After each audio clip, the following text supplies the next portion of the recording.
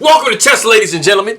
All right, man. So I went ahead and went back in time about a year, and I got one of the knockout games between Wesley and Magnus Carlsen from the Goldmoney Asian Rapid, part of the Meltwater Champions Chess Tour for last year. So 2021. It's always an epic matchup between these two guys. So like I said, I figured I'd go back and show the game. It's pretty interesting. It's always interesting how you can have like the game be dead even and then all of a sudden like it starts going crazy. But as always, my people in the Philippines, I will say magandang umaga, mabuhay to you. Kumusta na aking makaibigan? Let me see. Yeah, Albasao tayo. Magandang umaga, magandang hapon. I appreciate you guys very much for coming by. Maraming salamat, aking makaibigan. Anybody who is coming from Norway, I will say God Morgan to you. Tusen tak for coming by and taking a look at my video. I really appreciate it.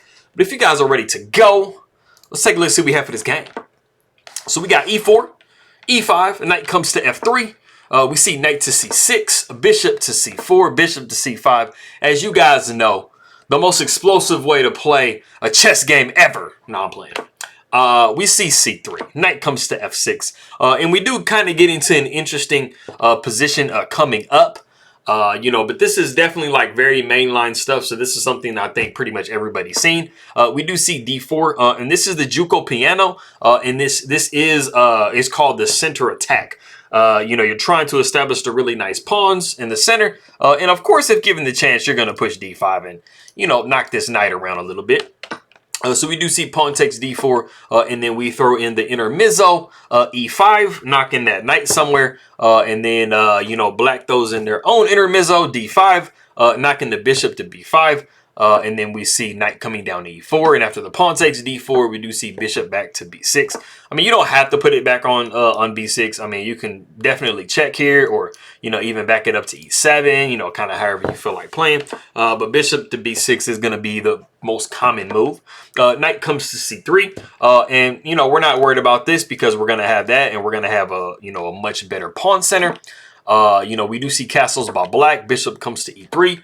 Bishop comes to g4. We see h3 because we don't like that bishop. The bishop goes back to h5. And then we see, we see queen to b3. Now, there are a lot of different moves that are, played in this position. Queen to c2 is going to be the most popular move that we see these days. But queen to b3 is a move as well. It started being played more recently, like in the last year or two. But I mean, of course, leave it to the computer to literally just want castles. And I mean, this is supposed to be like pretty much like the strongest way to go about playing this position. But queen to c2 or queen to b3 is not bad. You're not worried about bishop taking here, which is what we actually see in the game. So after we see queen coming to b3, we saw the pawn taking on f3. And then we saw pawn taking f3, and this is asking a question to this knight, like what does it want to do? So it does retreat back to g5, giving an attack on this f3 pawn. And then we do see, long castles by white. The knight does take f3, and then we do see the novelty of the game, which is queen takes d5. You pretty much have to take d5 if you're going to go into this variation. So that is what we do see. We have maybe something slight, on the king side here. You are castled on the queen side for white. So, swinging your rook over and, of course, not with the knight there, like right now, but swinging your rook over at some point, maybe getting a little pressure can be something that can be favorable for you. We do see queen taking d5, knight taking d5, and then we see like a gigantic amount of trades. Bishop takes d4. We see bishop taking c6. We see bishop to e3 with check because if you're going to go down swinging, of course. Pawn takes e3. We see pawn taking c6 after the knight checks on e7. We see king to h8, and then we do see knight taking c6. And everything has pretty much evened out. You do kind of have like a question with this pawn here. You are going to see a rook swing over and attack that in a second. But, everything is pretty equal. I mean, white and black both have like some damage to their structure and stuff like that. So neither side is really going into an endgame, with too much to really worry about. We do see rook a to e8, like I was saying before. We see rook h to f1, attacking the knight, but the knight is just going to take on e5. We see knight taking e5, rook taking e5, and then we have actually reached a point in the game that if you guys do want to pause the video, white has a very nice move that they can play in this position. Go ahead and do so.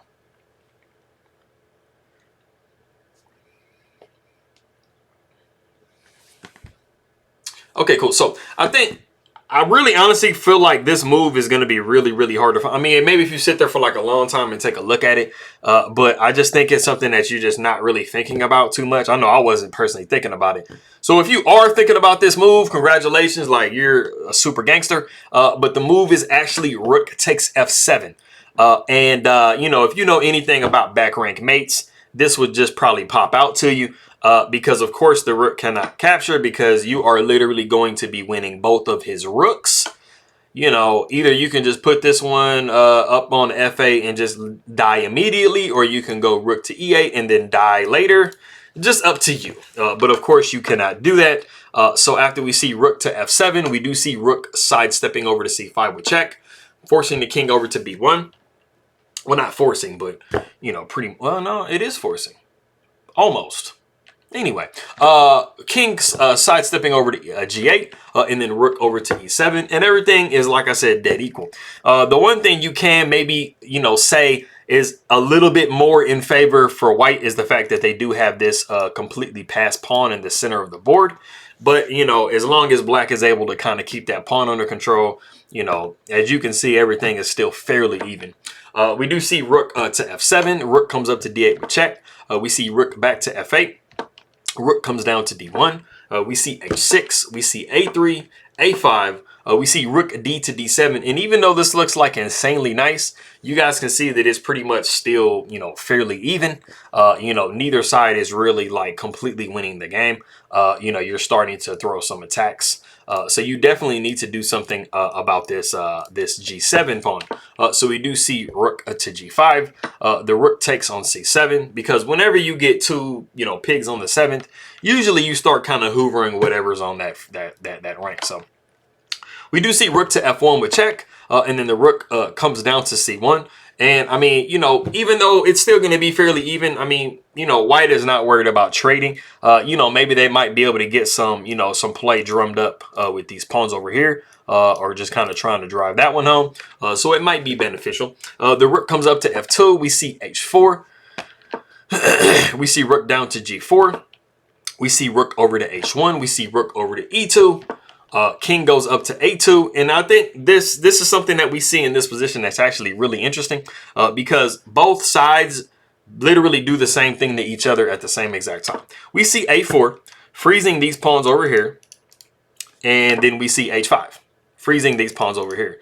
And I've never seen a game before where they literally, like, in complete order, do the same thing to each other. So they're basically just trying to make it, I mean, those of you that saw my videos before, you know, or watched the beginner series that I have, you know, basically they're just trying to freeze these two pawns from moving. As you guys know, of course, right now you can't move this pawn because it's pinned to the king, but at some point, if this rook moves away, I mean, it's going to be really hard for you to push b4, because this pawn is going to take en passant, you know, you haven't really made too much progress.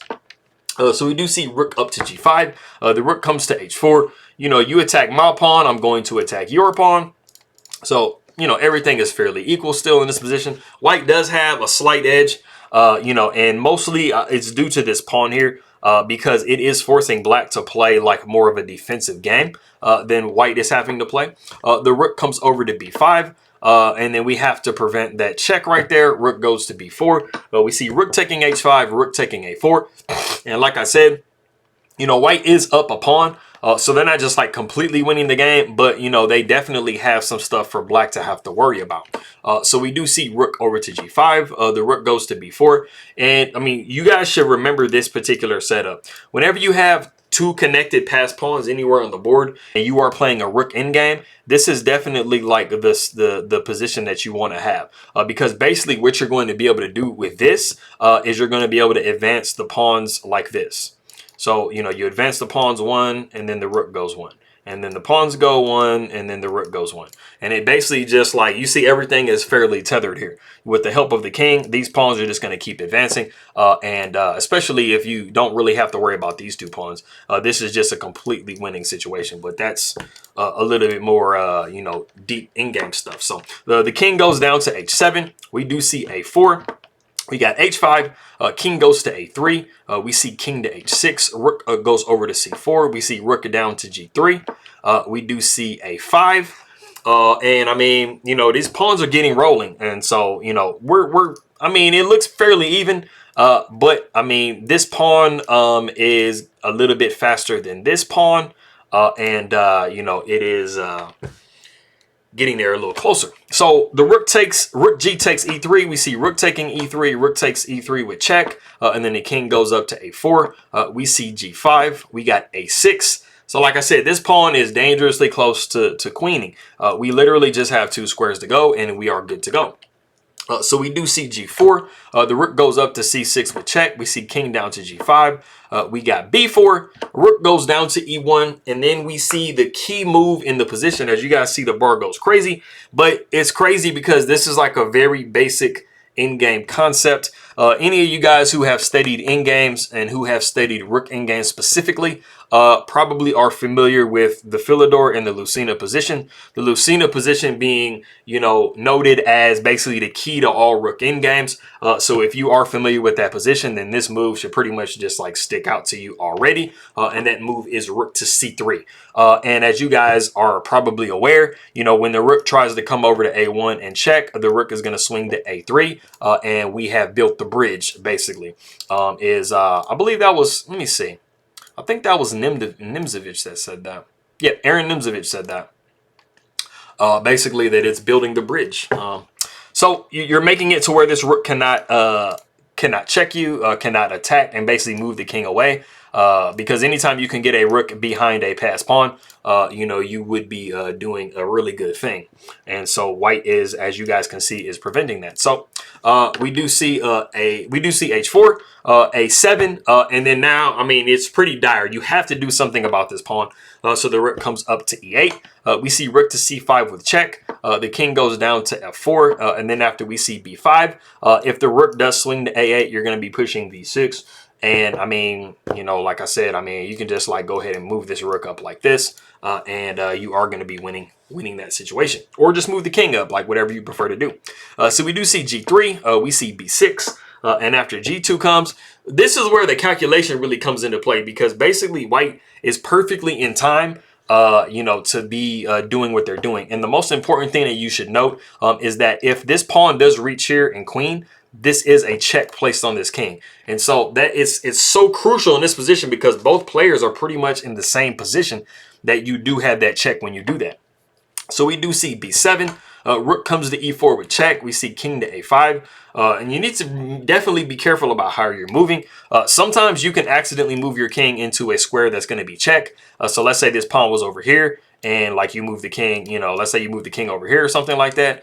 That would be a check, so you got to be careful about that. But we do see g1 equals queens. So, I mean, it looks like black is like, hey, man, I'm a little bit faster than you. But like I said, with b8 equals queen, this is a check. And this is like a very, very crucial check.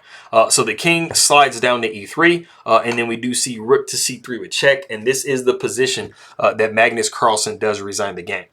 And I mean, I think you guys can kind of see that it's pretty dire. You have both of these pieces. Not only are you under check, are you in check, but we have both of these pieces that are really just kind of like combining, you know, to start to like put this king in a bad box. So if we literally take like best play for white, this is what it will look like. The king would come up to d4. Pretty much anything else like leads to like the end of the game way quicker. After king to d4, you would see queen to b4 with check, and then the king would step up to e5. You would see queen to e7 with check. The king would go over to f5, and then the queen goes the rook goes to f3 with check. And of course, you can't really move off into this direction because you would be looking at a queen check somewhere like here, and that would be picking up the queen for free. So you really have to kind of block with the rook. But unfortunately, this doesn't really do anything, because after the queen checks on f7, Doesn't really matter where the king goes. You are looking at queen to f4 with check. And as you guys can see, if you're even if you're over here or whatever, I mean, it's going to be the same thing. You are just down a complete piece. And this pawn can push whenever it wants. You're going to be threatening some nasties when you get the queen up here and stuff like that, like I said before. So this is just a situation that, you know, Magnus Carlsen knows that he's not, you know, he's not trying to win this. So like I said, he does resign. So this was a really nice game. Like I said, it seemed like it was very even for like a while, and then it just slowly but surely started to kind of turn into Wesley So's favor. So Malakas, see Wesley So. But I appreciate you guys very much for stopping by, and I will see you guys next time.